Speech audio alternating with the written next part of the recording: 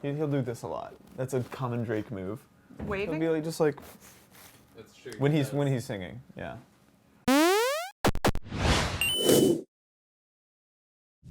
This Rev 3 Games preview is brought to you by GoDaddy. Hey guys, Tara here, and I've got my buddy Nick with me today. Hello. We are going to talk about the Elder Scrolls Online beta, which we got the chance to play last weekend.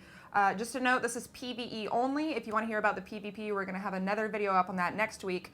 But in the meantime, let's talk about our experience this weekend. Yeah. When you start the game, you sort of start it in hell, right? You've been like sacrificed by some Daedric cult. Some sort of weird realm where the dead go. Yeah, and you soon escape with the help of the Prophet, and you make it to Tamriel. Now, what's interesting is that you and I started in different areas once we got back to reality. Right, so as soon as I got through that whole intro quest, I got dropped off in like a sort of Khajiit camp, like an army camp, and you were like on a boat, right? I woke up on a ship, but it was docked at a place, but it wasn't like an orc world or anything. I didn't get to the orc part until a few hours into the game, I believe.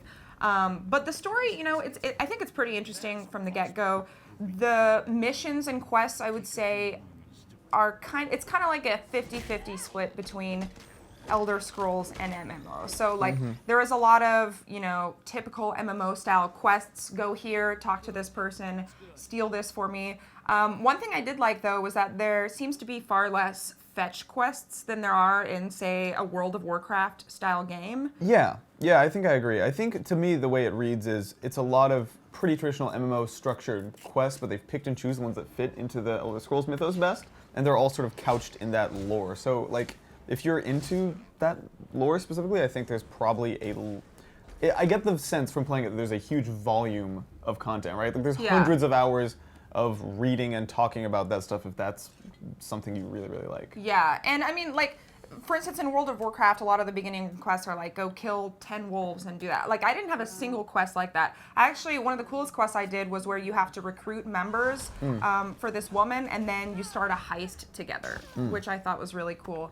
As far as interface goes, it is a lot like Skyrim. It's really interesting, I think, because it seems like they spent the past couple years trying to make this game a game that people who were used to Skyrim would be comfortable in immediately. Like everything about the HUD, not the rest of the menus, but the HUD is like pixel perfect recreation of Skyrim. The map, the compass, like the targeting, the stealth. When you like go into stealth and the eye appears and closes, it's just like pure Skyrim. It's very clean, simple, nice aesthetic.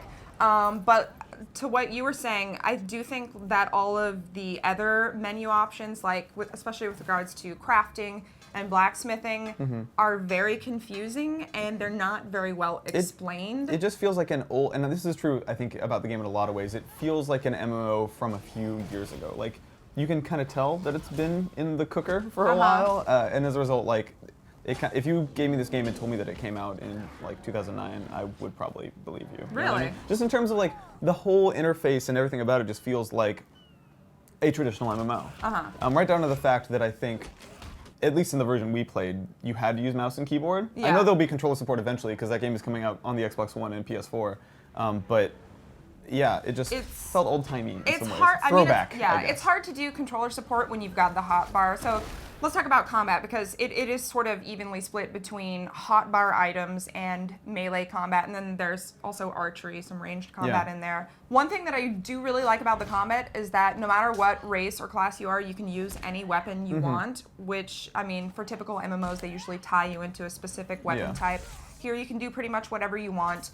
I think the melee combat does mix things up from the standard hotbar combat, but in my experience, I found that all of your hotbar skills are way more powerful than melee combat. So my Khajiit only had one hotbar skill, and I didn't even unlock it until like after about an hour. Really? So because I'm a very melee-focused character. That's true. And so I spent a lot of time just with feeling out the melee combat, and I think it was maybe a little more actiony than I was expecting in a good way. I think the bar for melee combat in Elder Scrolls isn't super high. I thought in Skyrim it was a little janky. So compared to that, I think it's like, it's almost the same. It's almost as real-time as Skyrim. There's a little more dodging. One thing I really like about the combat actually is like when a ranged enemy fires at you, it paints this little map of where their bullet's gonna go, and then you can like double tap A or D to dodge. Yeah, that's really cool. Yeah. And one thing I also liked is that the enemies that you're fighting jump around a lot. Yeah. Not all of them, but some of them do.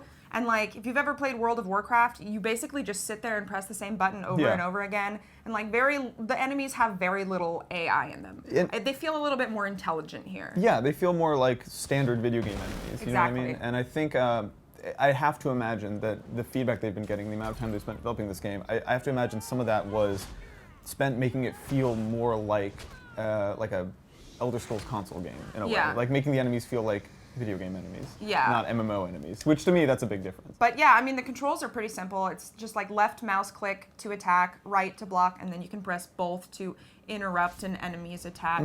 I found myself using that less and less just because it didn't really, like, I'm not used to that sort of control scheme. When they teach that, when they show you that technique, they also put advanced next to it in parentheses just to show you that, like, maybe that's not necessary for the first few levels. That's kind of like a high-end melee combat thing. So let's talk about online stuff, because you and I were sort of running on different schedules, so we didn't actually get to play together when we were playing. But I did run into some other people in the world, and as far as I know, all that stuff seems to go well. Like, adding you as a friend was pretty really painless. Pretty painless. One thing I do like is that rather than having a bunch of different realms you can play on, it's basically one mega realm. Yeah. So you don't have to worry about being on a different realm from your friends. However, you start out in a specific area, and the area you're in is tied to your quest line. So I can't just freely explore the world from the get-go. I have to get to that point in the main storyline. And that, to me, that feels a little antithetical to what an MMO is, and especially what an Elder Scrolls game is. Yes. It just feels like maybe that's a remnant of some of the older, like, because this game's been in development for a million years, and like it just seems like that's kind of something that might have been acceptable 5 years ago in an MMO, but now feels a little maybe dated. And I want to believe that that has to do with technical limitations, because obviously it's not as good of a plan as letting people freely explore the world. But I mean, when you have one big mega realm, who knows what the technical limitations are there. I will say also, this game looks great. Yeah, like the game just looks really, really good in general, especially for an MMO. Like when you get to that big sort of diamond thing, the prison that the guy's trapped in, it just was really detailed. It didn't look like an MMO at a lot of points, and I think that contributes a lot to it feeling more like Skyrim and less like, I don't know, Lord of the Rings Online or something like that. I'm not as into like the cartoonish World of Warcraft, like Guild Wars 2 style MMO. This looks like Skyrim. And that is one thing that is really appealing about it to me. So yeah, those are our impressions of the PvE aspect of Elder Scrolls Online. Like I said, next week they are having the PvP beta. So we're going to have our thoughts for you on Friday, February 14th. So congratulations, you now have Valentine's Day plans. Hey, if you like Rev3 games and you want to support the channel, then why not sign up at GoDaddy? Whether you're an established business owner or a new customer, GoDaddy wants to help you kick ass online. Right now, they're offering .com domains for just $2.95. Visit GoDaddy.com and enter the promo code GAMES295 to get your next .com domain for just $2.95.